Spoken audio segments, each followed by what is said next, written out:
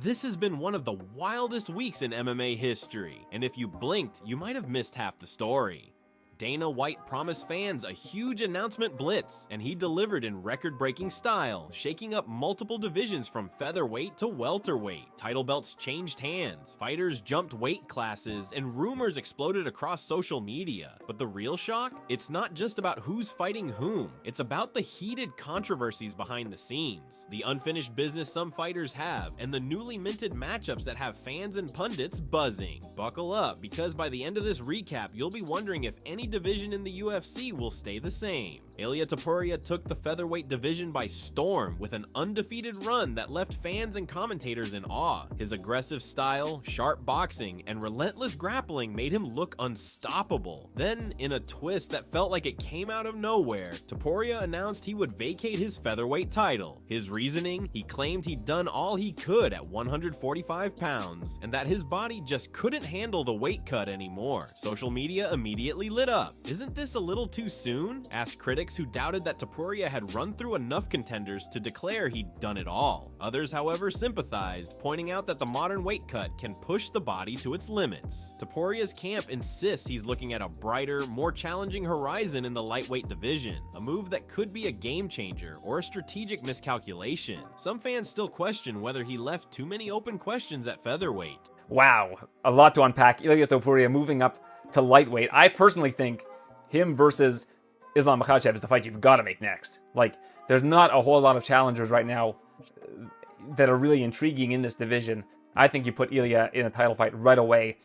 Two of the top pound-for-pound fighters in the sport. The buzz around Topuria's decision got even louder when rumors spread that Islam Makhachev could be his first big test at 155. Talk about a trial by fire. Makhachev, who's been on a tear, is widely seen as the boogeyman of the lightweight division, picking off challengers with his near-flawless grappling and stifling control. Yet his manager, Magomedov, threw a wrench into the hype, claiming Topuria still needs to prove he's worthy of a title shot, ideally by fighting somebody like Dustin Poirier or Charles Oliveira. This left fans divided. One side is excited by the possibility of seeing two top-ranked, ultra-dominant fighters collide ASAP. The other side insists that Topuria's never stepped into the cage against the upper echelon at 155, and gifting him an immediate shot would be disrespectful to veterans who have spent years climbing the ladder. All we know for sure is that if Topuria does end up facing Makhachev, it could be one of the most anticipated fights of the year, but that wasn't the only featherweight development that rocked the UFC. And also very interesting that Ilia is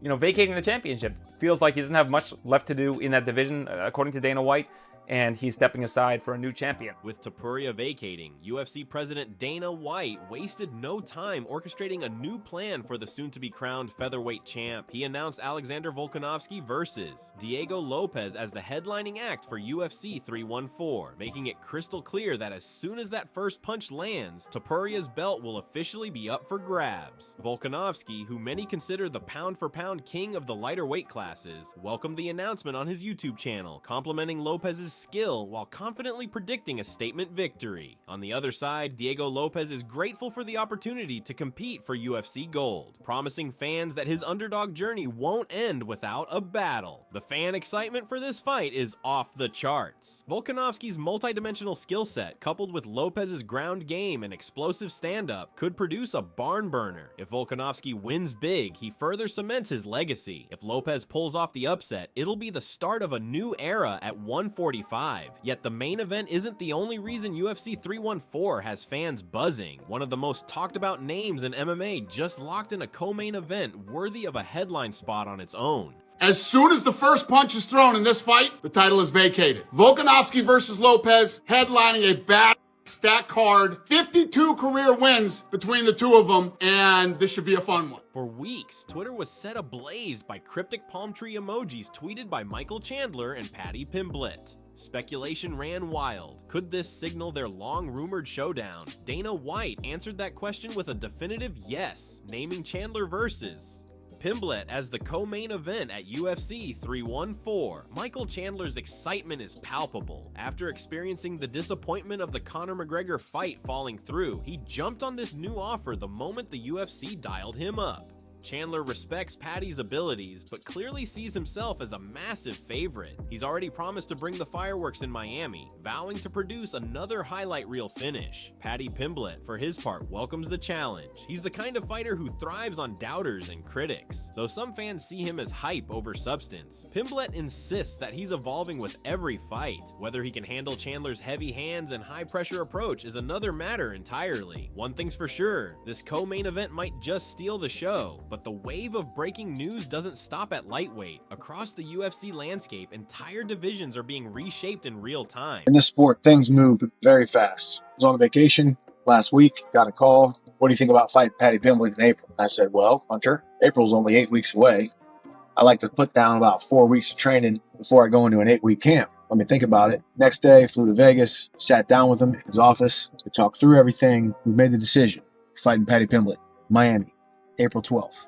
Meanwhile, the welterweight division has erupted in its own chaos. After multiple attempts to schedule a fight between reigning champion Belal Muhammad and the dangerous Shavkat Rakhmonov, injuries forced Rakhmonov out of contention for the immediate future. But Dana White wasn't about to leave the belt-gathering dust. He swiftly subbed in Jack Della Maddalena for a main event showdown at UFC 315 in Montreal. Belal Muhammad, riding an incredible unbeaten streak, seized the chance to defend his title. He posted an almost celebratory reaction on social media, joking that he's stolen Leon Edwards' belt and his opponent. If you know Belal, you know he loves stirring the pot as much as he loves controlling fights with his high-octane wrestling. His new adversary, Jack Della Maddalena, stands on the opposite end of the style spectrum. He's a fierce finisher with lightning-quick hands and a proven track record of first-round knockouts and submissions. He might not be a household name yet, but insiders have labeled him a can't-miss future star. Now he's leaping straight into a title fight, which rarely happens without some controversy. Critics argue he needed a bit more seasoning before a shot at the belt, while supporters say his highlight reel speaks for itself. This clash has "Fight of the Night" written all over it. Belal's wrestling and grit versus Maddalena's lethal combos could produce a war of attrition or an abrupt finish. Either way, the welterweight division won't look the same after May 10th. But that's not the only reason UFC 315 has the MMA world buzzing. Let me get to UFC 315 on May 10th, live from the Bell Center in Montreal, Canada. The main event, Belal Muhammad, his first title defense against number 4 ranked Jack Della Maddalena. We tried multiple times to put together the Belal Shavkat Rakhmonov fight, but Rakhmonov is injured. So as soon as Rakhmonov's healthy again, we'll get him back in there, and obviously he'll probably be first in line, the Jack Della versus Belal fight. Belal hasn't lost in 11 fights. Jack's on a 17-fight win streak, with all 8 of those wins coming by first-round knockout or submission. Dana White confirmed another blockbuster. Valentina Shevchenko will put her flyweight title on the line against rising star Manon Fior. The Bullet has largely dominated her division, but a new generation is nipping at her heels. Fior fits that bill perfectly. An undefeated UFC record, rapid-fire striking, and an attitude that screams, "I'm here to take over." Shevchenko's used to foes calling her invincible, but she's equally accustomed to proving critics wrong. Still, there's an unmistakable air of intrigue in this matchup. Fior's methodical approach to dismantling her past opponents indicates she won't be an easy riddle to solve. Fans are split, with some seeing this as another routine defense for the champion, while others sense the winds of change blowing through the women's flyweight division. And if 2 title fights on one card weren't enough, the UFC stacked UFC 315 even further by moving Gilbert Burns versus Michael Morales onto the same event, a treat for those who love high-stakes battles. Indeed, Dana White's announcement spree touched every corner of the UFC, yet one of the biggest shockers wasn't even about a scheduled fight. It was about a newly signed fighter with legendary status in another promotion. I feel so strong. I feel so powerful, so speed. Tomorrow, nothing can stop me. Tomorrow, my night. And I will go to the end because I won't live without the belt. Tomorrow, my night. For a minute, it seemed like the talk of Patricio Pitbull coming to the UFC was just speculation. An initial interview indicated he was already signed, but top reporters dismissed the claim as misinformation. Fans thought it was just another rumor destined to fade. Then everything flipped on its head when Pitbull officially confirmed his UFC deal. Pitbull, a former multi-division champ in his previous promotion, is no stranger to proving doubters wrong. He had to request his release, finalize the paperwork, and jump through more than a few hoops before stepping into the UFC spotlight. According to Pitbull, it was purely coincidental that the final call came mere hours after word first leaked. Now, the options for him are endless and exciting. Dana White introduced Patricio Pitbull versus Yair Rodriguez at UFC 314, framing it so that once the first strike is thrown, Pitbull's old title in another organization is immediately vacated. Fans can't wait to see if his skill level matches the hype. Will he take a fight with the current champion if he wins, or will he chase a super fight with another big name? Either way, Pitbull's arrival injects fresh energy into an already stacked featherweight division. But while new signings and title fights dominated headlines, not every storyline was about opportunities or celebrations. Some revolved around fighters calling each other out, questioning not just potential but also accomplishments. Number 4 ranked, Yair Rodriguez. And my boys are telling me there's been some talk out on the internet about this one. Patricio Pitbull at featherweight. For those of you who don't know, Pitbull is a former 2-division champion in another organization. Recently, he has publicly asked for his release, and now we get to see him compete against the best in the world. When he left the organization, he was the featherweight champion, so basically the same thing happens. When the first punch is thrown in this fight, he's no longer their champion. In the middleweight division, Dricus du Plessis is still riding high after back-to-back wins over marquee opponents. From Robert Whittaker to Israel Adesanya, his track record looks unassailable at first glance, but not everyone is convinced. Brendan Allen, who's itching to prove himself as a top dog at 185, claims DDP's impressive resume isn't as strong as it seems. Allen's point is that du Plessis faced those stars at the best possible times. In other words, they were either off their game, coming off brutal losses, or suffering from father time. It's a bold accusation, one guaranteed to rile up DDP's fan base, who see him as the next big thing. For du Plessis himself, he shrugged off the criticism so far, focusing on his rumored showdown with the monstrous Khamzat Chimaev. A win against Boers would all but silence critics and confirm that he's not just a timing expert, he's a genuine unstoppable force. Controversies like this aren't just about bragging rights, they shape public perception and set the tone for future matchups. And if du Plessis comes out victorious against Chimaev, there will be little room to argue about the legitimacy of his run. If you look at his resume on paper, man, this guy's a stud. But like, if you really look at it and watch the fights, he fights these guys that have such a great name, but look at the timeline that he fights them. He's fighting them like they're not really motivated or on their way out, or just father time is getting them. For instance, you see Izzy on someone's resume and you're like, you think of the Izzy at his top and you're like, wow, he beat this guy. And it's like, you watch the fight and you're like, this ain't the Izzy that fought like Paulo Costa or anything like that. Like, this ain't the same guy. Merab Dvalishvili has carved out a reputation as one of the Bantamweight division's most tenacious wrestlers. His cardio is borderline inhuman, and his relentless takedown attempts can sap an opponent's strength by the second round. But is he truly unbeatable? Song Yadong doesn't think so. Leading into his fight with Henry Cejudo, Yadong suggested that if he ever faces Merab, he could be the one to put him to sleep. His reasoning is straightforward. Merab's chin, while battle-tested, has been rocked before. Indeed, fans recall moments in past bouts where Merab looked close to going down, only to recover with freakish resilience. Yet finishing Merab remains a lofty challenge, especially given the skill sets he's displayed. He rarely gives opponents the breathing room to land that one clean shot. Nevertheless, Yadong's statement adds more intrigue to a division that's already bursting with matchups that could headline pay-per-view events. Still, not every clash among UFC fighters has to do with weight cuts or punching power. Some revolve around finances and behind-the-scenes relationships. Hey, just call me after I need his phone number, okay? Hey, what? Show me your stomach. Show me your stomach. Look. The greatest comeback. Stomach, your stomach. Show me your stomach. Oh, your stomach.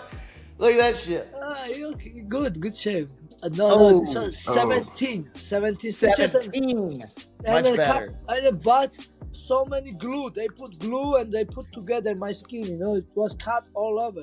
Fans of Sean Strickland know he's never one to mince words. His raw honesty is as famous as his stand-up style. Recently, Justin James, a coach at the renowned Extreme Couture, dropped a bombshell claim that Eric Nixick, head coach at Extreme Couture, appeared on the MMA Hour to vent about personal tensions with Strickland, stemming from unpaid dues, allegedly. James said Nixick sent a lengthy text to Strickland, who then then ghosted him. Strickland quickly responded online, calling the story completely false and suggesting that some washed-up fighters might be conjuring false narratives. To add confusion, Nixick himself hasn't publicly commented on any money drama, leaving observers to wonder if there was ever a real issue or if it got resolved privately. Did something get lost in translation? Was it a short-lived dispute that escalated on social media before cooler heads prevailed? For now, fans can only speculate. One thing is clear, business matters can be just as contentious as anything that happens inside the cage, and every piece of drama can spark an intense debate in the MMA community. The only reason why I'm making this video is because Eric had to go do a fucking podcast and become an influencer, so now I gotta alright, kind of explain myself. Opportunity. And not just with fighting. Opportunity never comes when it's supposed to. It doesn't matter what the circumstances, what the situation is. You will never wake up and say, no, today, a lot of times you fail. A lot of the times you fail. But a lot of times you don't fail. And it's like, you must say yes. This is not an excuse, but that entire camp was just a struggle of I'm good. Knowing you're not good. From Ilia Topuria's abrupt departure from featherweight to Patricio Pitbull's headline-making arrival, the UFC is barreling forward at a breakneck pace. We've got Volkanovski versus Lopez for a vacant throne, Chandler versus Pimblett as a co-main event guaranteed to thrill, and a welterweight title scrap that could redefine both Belal Muhammad's and Jack Della Maddalena's careers. Meanwhile, Valentina Shevchenko's legacy hangs in the balance against a fast-rising challenger, and Pitbull's debut promises to crowd an already star-studded featherweight scene. Beyond the official lineups, swirling controversies over flimsy resumes and alleged financial disputes keep fans on high alert. Have we truly seen all Ilia Topuria can offer at 145? Will Dricus du Plessis continue to prove cynics wrong by taking on more apex predators at middleweight? And can any bantamweight find the perfect opening to crack Merab Dvalishvili's iron will? No matter where you look, there's a story that could flip an entire division upside down. The only guarantee is that the UFC's unstoppable momentum shows no signs of fading. Titles are on the line, new rivalries spark daily, and every announcement seems to overshadow the last. Strap in, MMA faithful. There's no slowing down from here. And as always, don't just watch the chaos, be part of it. Let us know your predictions for these seismic matchups. Will Topuria land a championship fight at lightweight sooner than critics expect? Will any of the dark horses in these divisions rise to the top? Sound off with your thoughts and buckle up because the next round of announcements might be just as shocking as this one. Stay tuned.